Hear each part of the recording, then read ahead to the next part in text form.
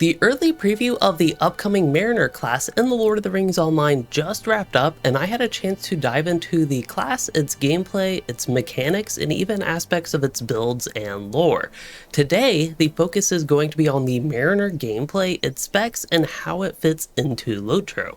My first reaction of seeing the Mariner, at least after seeing its unique outfit, right away, I was impressed.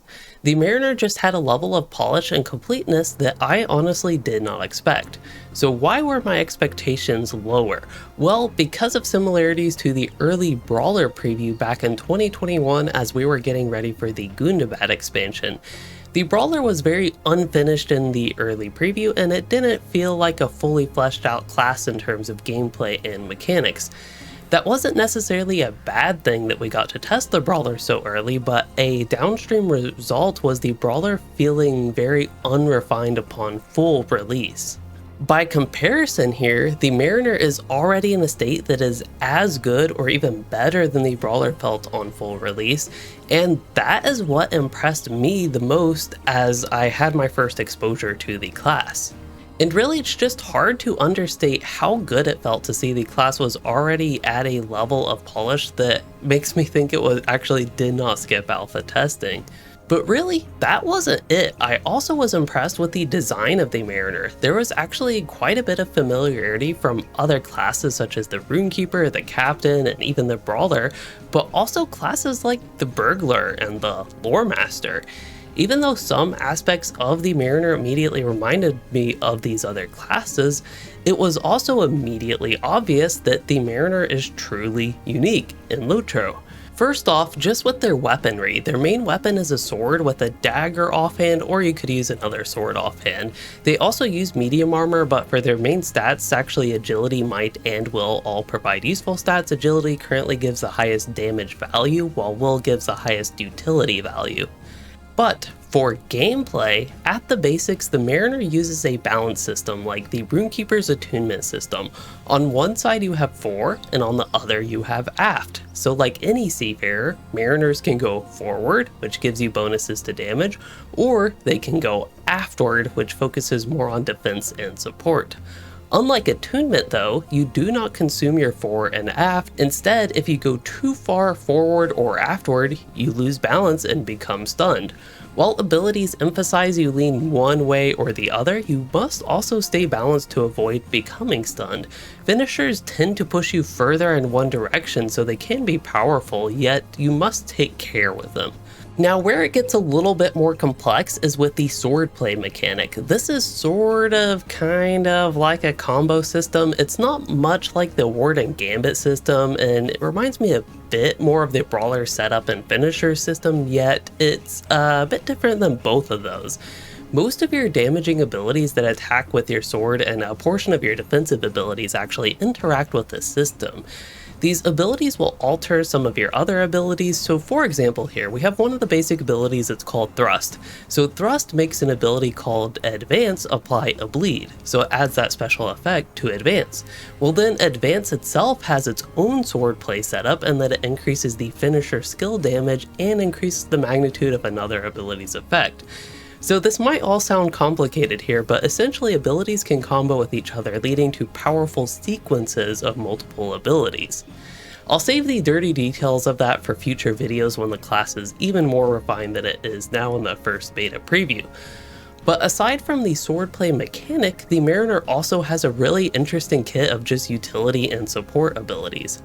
While these tend to shine in the non-DPS specs, which I'll get to in a moment, there's some exciting and thematic things going on here. From alchemist-like brews and other concoctions that you throw at your enemies that stun, damage, or otherwise debuff them in some form, to sea shanties, heals, and fellowship buffs, there's a whole lot more to the Mariner than just swordplay.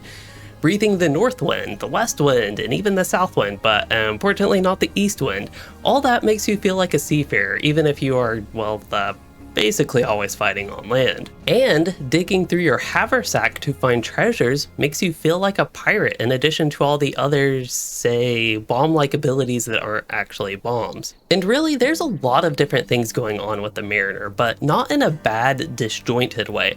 All of these mechanics seem to tie together pretty well based on my first impressions at least. In actual gameplay, it all flows. Just like the sea. You have sequence of abilities following the swordplay mechanic, but you also have all these support and utility things that you can more or less just use as necessary in your gameplay. And with relatively short cooldowns even for the swordplay abilities, you're not overly punished by missing your combos as well.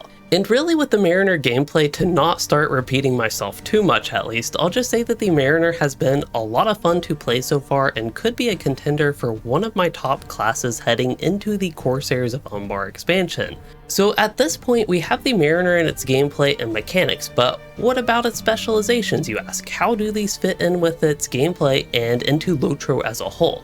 Well, the Duelist is a DPS spec that emphasizes staying forward and doing, well, tons of damage as a DPS deck would naturally want to do. They do this through a mix of crits, bleeds, and flurries of blows. It's really straightforward in those regards, again, as basically any DPS spec is. Moving on to the yellow line, this one has really intrigued me from the start. I haven't been able to fully peg what it is meant to be in the broader sense of LOTRO roles, but it has a lot of utility and support, not unlike Yellow Hunter actually. But it also at the same time reminds me of Yellow Line Burglar, and it has a touch of Lore Master in there as well. And yeah, that doesn't make sense to me either. But hey, at least the spec makes sense within its lore. The yellow line is called the Rover, and in the flavor of the spec, you have a grab bag assortment of abilities from what you learned or gathered in your travels. The spec is about as close to an alchemist as we have in LOTRO, but an alchemist that maybe focuses less on, well, alchemy and more on making things explode in some form. The yellow line Rover is an interesting spec for sure, but what's also for sure is that I need to explore it more at this point. With limited time in the early preview, I just haven't been able to do the spec justice enough to really criticize it or praise it beyond those first impressions. And now, how about the Shanty Caller Blue line? As a non-pirate class, sea shanties have been long awaited with the Mariner by the community. They are present in the blue line, even if sparse, but one of the more negative parts of my first impressions is that I actually wasn't overly excited about the blue line, and here's why. The Blue Line Mariner is essentially a red captain in its support role. If you'll remember the proposed changes to the Blue Line Lore Master a couple months ago, the Blue Line Mariner is basically that. Well, not exactly. But one of the first things that I noticed is that a lot of the abilities that provided buffs and debuffs, they had important notes that the effects could not stack with the captain versions of all these effects. So really what you have is two classes that do sort of the same thing, and this of course has implications in group play because it may be difficult to fit a blue Mariner and red captain in the same group.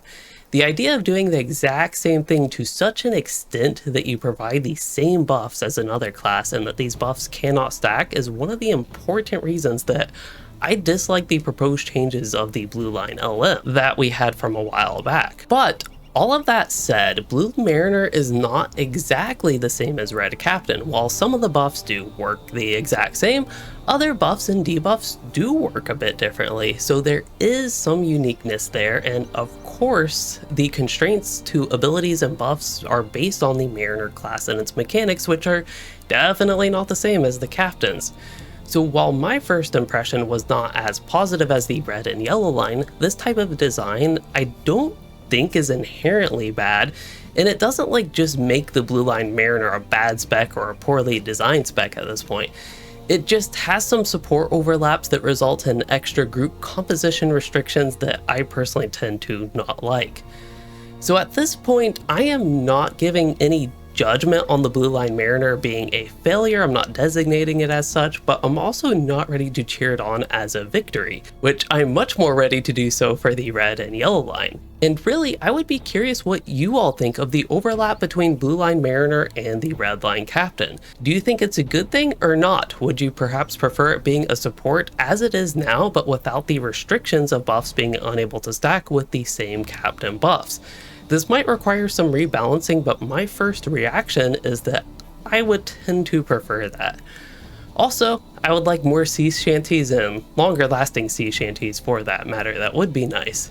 But still, the little bit that I did play the Blue Line, it had fun elements, but like the Yellow Line, I really need to explore. And so far, the Mariner has been a lot of fun in the early preview, and really the best way to summarize my thoughts is that I am impressed by this class and its implementation in this round of beta. I am super excited to explore the class in greater depth in the future, and please let me know what Mariner related videos you would like to see. And while you're at it, you can let me know your thoughts on the Mariner class so far.